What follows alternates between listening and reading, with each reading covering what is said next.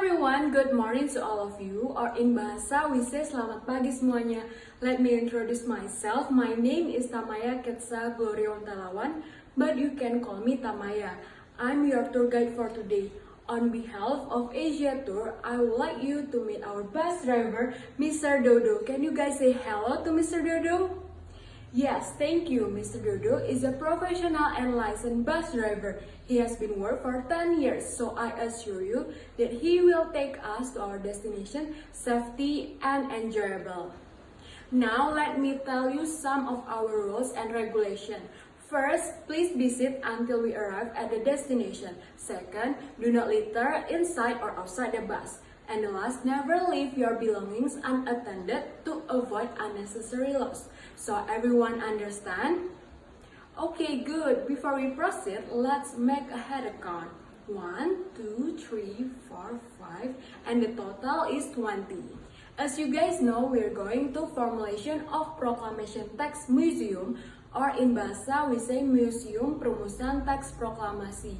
While we're on the way to the museum, let me tell you some of information about this museum. This museum is located on Jalan Imam Bonjol, Central Jakarta. This is a famous landmark because a lot of work was done to eventually get the Proclamation of Independence completed. As you guys see, we're almost there. On my left side, you can see Taman Suropati and we passed Monument of Diponegoro. Finally, we arrived. First of all, let me explain you the building. This building was built in 1920 and designed by G.F.L. Blackenberg, and it's 2 floors. The building area is about 1,138 meters square and the land area is about 3,914 meters square. In 1931, this building was bought by insurance company named PT Asuransi Jiwasraya, and then when Pacific War broke out, this building was being as the British General Consulate. Furthermore, during the Japanese occupation of the Dutch East Indies, this building became the residence of Admiral Tadashi Maeda until the arrival of the Allies to Indonesia on September 1945. After that, the building was used by British as the military HQ and rented by British Embassy from 1961 until 1981. And then the building was given to Indonesian Department of Education and Culture on December 28, 1981. And last, in 1984, Professor Nugroho Noto Susanto, Ministry of Education and Culture, officiated this building as Formulation of Proclamation Teks Museum. This building is divided into 4 rooms that related to formulation of proclamation text, and all the furniture is already replica. This is the first room where Soekarno, Hatta, and Ahmad Subarjo was greeted by Tadashi Maeda around 10 p.m. after returning from Rengas Dengklok abandonation. And then Soekarno, Hatta, and Maeda met Major General Nishimura to tell the planning about the Proclamation of Independence. But Nishimura said that they could not change the status quo as it had surrendered to the Allies, and then they back again to Maeda's house. Maeda House was chosen as the place for preparing the proclamation text because Maeda gave assurance to Soekarno and the other figures in attendance. And then he went to his bedroom on 2nd floor and not interface them. Next, this is the second rooms at 3 a.m. Friday, 17 August 1945. In the month of Ramadan, Soekarno, Hatta, and Ahmad Subarjo formulated the proclamation text. Soekarno wrote the script, Muhammad Hatta and Ahmad Subarjo gave advice orally, Miyoshi, Nishimura, right-hand man, stood watching together Sudiryo, Sukarni, and Bamdia, while others waiting on the front porch. The first sentence was suggested by Ahmad Subarjo and the last sentence was suggested by Muhammad Hatta. This is the third room. Sayuti Malik typed the proclamation text on request Soekarno and accompanied by BM Dia. Sayuti Malik made 3 changes to the text. First, tempo to tempo. Second, representative of Indonesian nation to on behalf of Indonesian people. And the last is date format. And this is the last room or the main room in Formulation of Proclamation Text Museum. At that time, all the figures that attend gathered here after the proclamation text has completely typed at 4 a.m.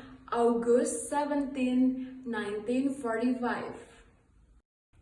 And then Soekarno opened the meeting and read repeatedly the manuscript of the proclamation text and all agreed.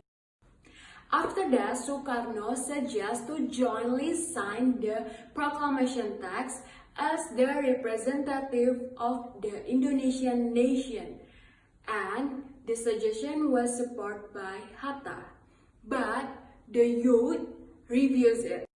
And then Soekarno proposed that the signatories only done by 2 people, which is Soekarno and Hatta, on behalf of Indonesian nation. Then all the attendees were agreed. Soekarno and Hatta put their sign on a manuscript that had been typed by Sayuti Malik. The people that attend the meeting were Soekarno, Hatta, Ahmad Subarjo, Muhammad Amir, Buntaran, Marto Amijoyo, I Gusti Ketut Puja, A. Abbas, Iwa Kusuma Sumantri, Johannes Latuharhari, Ki Bagus Haji Hadi Kusumo, Tengku Muhammad Hasan, Ki Hajar Dewantara, Oto Iskandar Dinata, KRT Rajimanwi Deningrat, Sutarjo Karto Hadi Kusumo, R. Supomo, Sukarjo Wirjo Pranoto, GSSJ Ratulangi, BM Dia, Sukarni Carosaleh, Sayuti Malik, Anang Abdul Hamidan, Andi Pangeran, Andi Sultan Daeng-Raja, Semaun Bakri, Sudiro, Abi Kusno, Cokro Sujoso, dan Samsi Sastro Widakdo. After that, there was a discussion to determine the place. Soekarno said that the Jakarta and the surrounding areas had been called to come to Ikada Stadium on August 17 to hear the Declaration of the Independence. It better done at his house. Also, avoid violent clash between the military and the people. Therefore, Soekarno asked all to be present in Pegangsaan 56 around 10 a.m. For your information, IKADA, abbreviation of Ikatan Atletik Jakarta.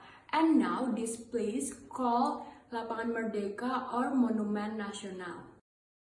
Before leaving Maeda House, Muhammad Hatta advised the youth to work on press and news agency to announce the proclamation text and spread it all over the world.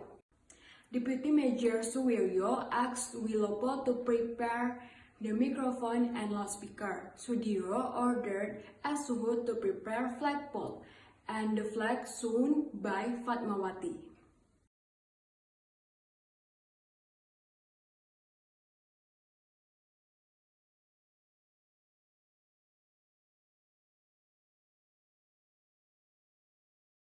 Morning, Soekarno's house was filled with leaders, youth, and peoples. As it's getting closer to noon and the proclamation had not been read out, the youth urged Soekarno, who was sleeping after having fevers last night, so that the proclamation be done immediately. But Soekarno refused to read the proclamation text without presence of Muhammad Hatta. 5 minutes before the event started, Muhammad Hatta came with a white and white suit and picked Soekarno in his room. Then Soekarno got up from his bed and dressed white and white suit as well. Then 2 of them went to the porch and read the proclamation text.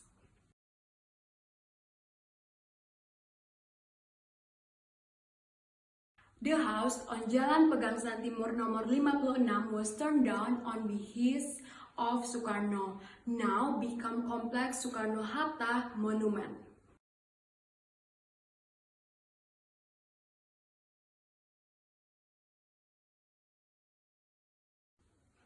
And if you're wondering what's on the second floor, there are various collection of old photos and posters were stored on formulation of Proclamation Text Museum and depicting historic event between 1945 until 1950.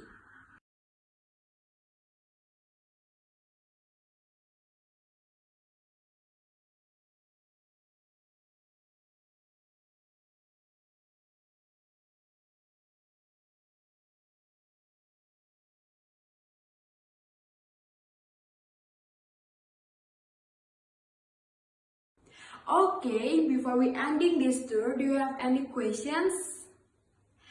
Okay, that's it for our tour. I hope you enjoy and educated. On behalf of Asia Tour, I would like to thank you for trusting us.